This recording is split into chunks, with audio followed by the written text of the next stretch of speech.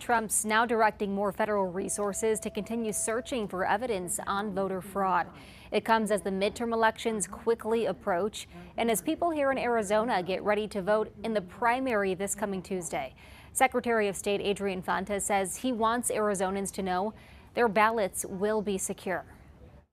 Good evening. President Trump started his address saying the nation is stronger, safer, and wealthier than ever before, but that the U.S. election system is still a major challenge plagued with fraud.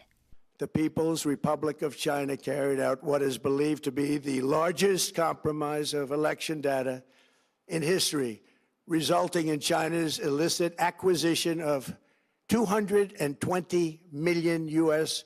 voter files. The president claimed China tried to influence the 2020 election, which he lost to Joe Biden.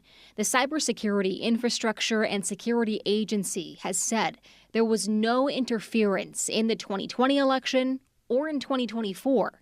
What we're looking at here is basically a repackaging of old grievances that isn't going to help anybody in 2026 or 28 or in the future. The president also said nearly 280,000 non-citizens are registered to vote and that the nation's voting machines and ballot counting system are exposed to manipulation and corruption.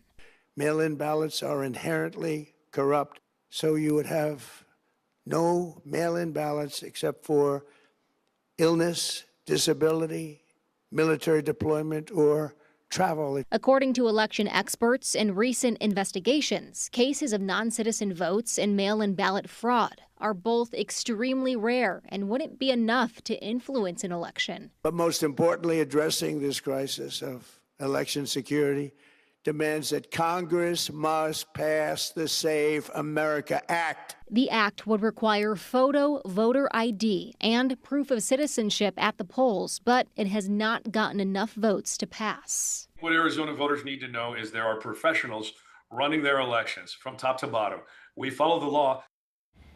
In a statement, Arizona Senator Mark Kelly said if Trump wins, it's a fair election. If he loses, there was fraud. Does he realize the election he's talking about happened under his watch as president? I also reached out to Senator Ruben Gallego for his reaction to tonight's address as well, and I'm waiting to hear back. Live in the newsroom, Karina Rubio for Arizona's Family.